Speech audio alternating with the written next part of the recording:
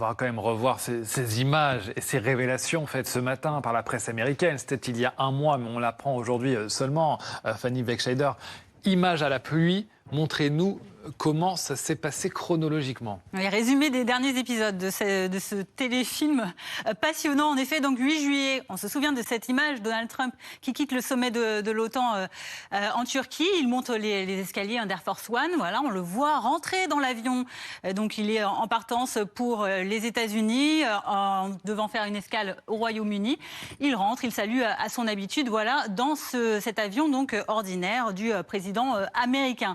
Ça, c'est le Washington Post qui explique ensuite, ça ne s'est pas passé comme ça, qu'il a été exfiltré de cet avion.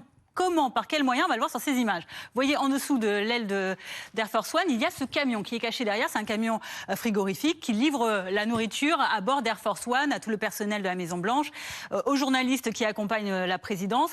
Et donc ce camion que l'on voit partir, en fait, il transporte Donald Trump parce qu'en fait, il a été exfiltré, le président, dans ce conteneur réfrigéré, pour aller ensuite se diriger, selon le New York Times, vers un autre avion, un avion militaire, plus petit, un C-32A, dans lequel, lui, a fait route, laissant à bord de l'Air Force One le personnel de la Maison-Blanche, les journalistes qui n'étaient pas au courant de cette opération secrète, menée très secrètement, au point que les outils de navigation qui, normalement, suivent l'avion présidentiel ont été déconnectés. Donc, vraiment une opération très minutieuse, menée secrètement. On voit ce camion donc, qui s'éloigne ici, derrière Air Force One, avec à son bord donc le président américain, direction un autre endroit de la piste à Ankara pour faire voler le président, donc direction le Royaume-Uni, où il rejoint ensuite, on va voir les images, à Washington. Il rejoint ensuite son personnel et les journalistes pour faire la deuxième partie du voyage qui le mène donc aux États-Unis, retour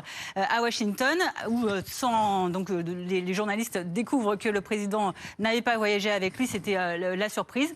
Et donc une opération assez insolite, menée pour quelles raisons? Pour, selon le Washington Post, des menaces proférées par l'Iran. Regardez cette déclaration du directeur de la communication de la Maison-Blanche. Il y a beaucoup d'ennemis des États-Unis qui l'ont dans le viseur et nous utilisons tous les outils à notre disposition pour faire face à ces menaces. Merci.